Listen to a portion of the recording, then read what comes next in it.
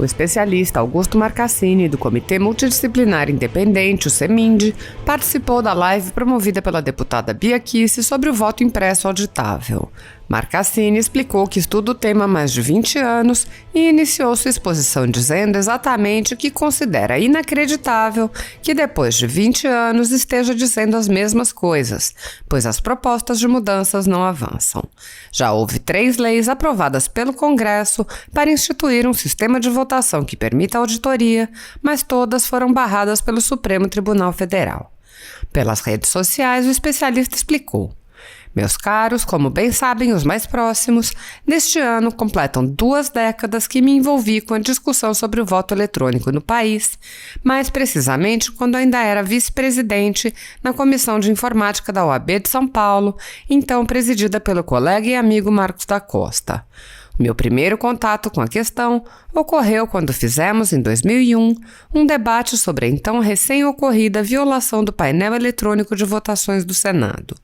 Depois desse evento, outros debates foram organizados pela comissão, participei diversas vezes das auditorias, entre aspas, promovidas pelo TSE, conheci várias pessoas muitíssimo qualificadas em TI que faziam severas críticas ao modelo brasileiro, quando então, depois de alguma pesquisa de minha parte sobre o que acontece no resto do mundo, cheguei finalmente à conclusão de que nosso modelo não é nada bom, apesar do que estridentemente sustentam as versões oficiais.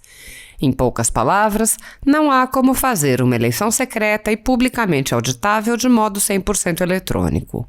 Há um problema conceitual que impede que as 3 coisas ocorram ao mesmo tempo. Para ser auditável e 100% eletrônica, a eleição não pode ser secreta. Se for secreta e 100% eletrônica, não é auditável publicamente. É o que temos no Brasil, embora pairem razoáveis dúvidas sobre o quanto ela seja realmente secreta. Para ser secreta e auditável publicamente, 2 requisitos indispensáveis a uma eleição democrática: não pode ser 100% eletrônica. É necessário usar alguma forma de trilha física de auditoria. Em 2009, passei a integrar o então criado CEMIND, Comitê Multidisciplinar Independente, um grupo totalmente informal que reuniu pessoas que já haviam participado dos testes, entre aspas, de segurança feitos pela Justiça Eleitoral, com o objetivo de apresentar propostas de melhoria de nosso sistema eletrônico de votação. Como curiosidade, em 2009, o CEMIND era formado por praticamente todas as pessoas externas à Justiça Eleitoral que haviam participado dos testes. Talvez possamos atribuir esse fenômeno ao fato de que quem viu de perto não gostou do que viu. É frequente observarmos que quem diz que o sistema é bom nunca chegou perto dele o suficiente, exceto quando, como eleitor, digitou seu voto.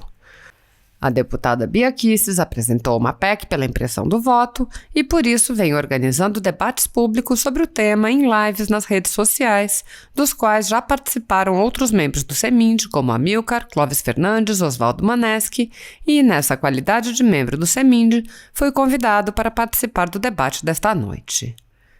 Veja a exposição inicial de Augusto Marcassini na superlive da deputada Bia Kicis.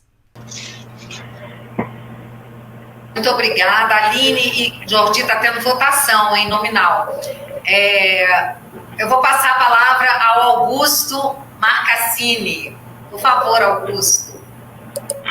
Olá, boa noite, deputada, boa noite a todos os demais colegas, boa noite a quem nos ouve em casa ou ainda no trabalho. Bem, primeiramente eu gostaria de parabenizar a deputada Bia Kicis pela iniciativa, não apenas de apresentar mais um projeto, porque outros já tivemos e tiveram um fim triste. Espero que esse tenha um fim melhor, né? Já tivemos outros aí nesses 20 anos que tiveram fins sofríveis, na verdade, diria aqui. Venho aqui, a convite de um grupo de que participo, é o CEMIND. Quero crer que alguns outros colegas aí desse grupo já participaram. Só, antes de mais nada, para falar um pouco do que é o grupo, é um grupo absolutamente informal, de pessoas que se conheceram participando das auditorias que o TSE promovia, ou das apurações paralelas, etc. E eu, particularmente, eu nem sou advogado da área eleitoral, né, eu acho que gostaria de contar aqui um pouco a história a vocês, porque eu vou lhes dizer o sentimento que me vem quando me convidam para falar desse tema. Não é? Eu falo que é inacreditável que 20 anos depois ainda estou sendo chamado para falar as mesmas coisas, né? Porque nós repetimos essas mesmas coisas há 20 anos. Né? Comecei a conhecer os membros do CEMIND, o engenheiro Amilcar, que já esteve aqui, quando houve aquele escândalo do painel de votação do Senado, né? Isso há 20 anos, está fazendo exatamente 20 anos, eu fui encontrar isso na internet, aí está fazendo 20 anos, foi em 2001, né? Há alguns paralelos entre esse problema que tivemos no painel do Senado com o da urna eletrônica. São sistemas completamente diferentes, mas logo percebemos que havia um paralelo. O problema ocorreu não quando os votos eram abertos, mas justamente numa votação que foi fechada. Era a votação para a cassação de um senador, os votos eram secretos e ali, não é, surgiram os problemas. Então é esse ponto que tangencia os mesmos problemas da urna. Eu quero falar um pouco de aspectos técnicos e chegarei novamente nesse ponto. Mas é que por conta desse evento, que nos pareceu ter problemas semelhantes com o da urna eletrônica, falo nós aqui, eu e outros colegas da Comissão de Informática da OAB de São Paulo, na época, em 2001, entre eles até o colega que depois se tornaria presidente da OAB São Paulo, aqui, o Dr. Marcos da Costa, ele era na época presidente da Comissão de Informática, resolvemos fazer um evento na ocasião e chamamos o TSE, conheci nessa ocasião o engenheiro Amilcar, né? Ele tinha uma página do Voto Seguro em que já fazia algumas críticas. Me deparei com um manifesto de professores, vamos ver, estamos falando de 20 anos atrás, 10, 12 professores da UNB, da Unicamp, da USP, do ITA, dizendo que o sistema não era auditável, né? E isso chamou a nossa atenção, fizemos o evento e cá estou, né, depois de 20 anos participando de um evento aqui. A OAB ora me mandava para participar da apuração paralela, da fiscalização no TSE, depois por um triênio eu participei da comissão do Conselho Federal e logo fui lá também para o TSE para observar a auditoria do software, ou a suposta auditoria. Bom, vejam, a que conclusão podemos chegar, né, dessa experiência toda, dessa participação? Do ponto de vista técnico, né, é impossível, é conceitualmente impossível fazer uma eleição que atenda aos 3 requisitos que eu vou mencionar. Que ela seja secreta, que ela seja auditável e que ela seja totalmente informatizada, totalmente eletrônica. Só dá para juntar 2 desses, não é? Por motivos que podemos até falar horas aqui, mas vou tentar resumir. Veja, se fizéssemos uma eleição aberta, o que não é o caso, evidentemente, porque o voto secreto é um dos fundamentos da democracia, não haveria nenhum problema em se fazer votos eletrônicos até por internet ou por qualquer outro meio.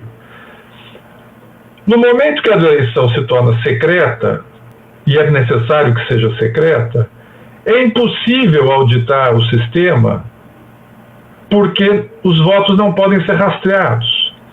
Então, vejam, o senador falou do sistema financeiro, né? É muito oportuna essa comparação, porque quem defende a urna, muitas vezes fala, movimenta-se milhões no sistema financeiro sem nenhum papel. Só que o sistema financeiro é todo rastreado. O dinheiro entra numa conta identificada, vai para outra conta identificada, e evidentemente, se eu envio dinheiro de uma conta para outra pessoa e o dinheiro não cai lá, nós vamos procurar verificar onde está o erro disso. E essas transações são todas identificadas. Na medida em que o voto não é identificado e não é identificável, não há rastreamento possível disso, não há auditoria possível. E isso não sou eu, advogado, que estou falando, né? É o que se lê na literatura internacional sobre segurança da informação. Então, veja, começamos, como eu mencionei, comecei isso em 2001, aí, por acidente. Às vezes eu penso como um Forrest Gump que caiu nessa história aqui, né? Depois disso, a Alemanha já baniu isso, a Suprema Corte da Alemanha baniu sistemas de votação como os nossos. A Holanda não chegou a ter uma decisão, mas depois que os hackers mostraram que a coisa era uma porcaria furada e arrombaram a urna ali, a autoridade eleitoral voltou atrás e voltou a fazer votações no papel. Os Estados Unidos, eu tenho até um mapa que às vezes eu posto aí, não é, se a deputada quiser, um mapa que eu encontrei de uma fonte, que é um site dos Estados Unidos, um site norte-americano que faz fiscalização, tem justamente essa, vamos dizer, esse viés nosso aqui do CEMIND, não é? E lá nos Estados Unidos, como a coisa é definida localmente, ainda existem, sim, não é? Meia dúzia de condados num estado, meia dúzia em outro, não passam de 5 estados os lugares que têm urnas como as nossas. No primeiro momento, lá nos anos 90, houve uma proliferação dessas urnas, depois cedeu e passaram a usar papel, né? Ou se imprime o voto, mas na verdade até a melhor tecnologia é a inversa, é aqui o eleitor lança o voto na cédula e a voto é digitalizado. Então, veja, acho que já, dando os meus 5 minutos aqui, eu considero simplesmente inacreditável que falamos disso por 20 anos, né? O mundo inteiro, né, faz diferente.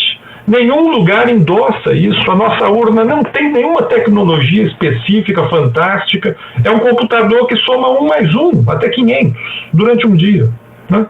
Não há nada de excepcional num sistema como esse. Basicamente é essa apresentação que eu faria nesse tempo. Desculpe se passei um pouco.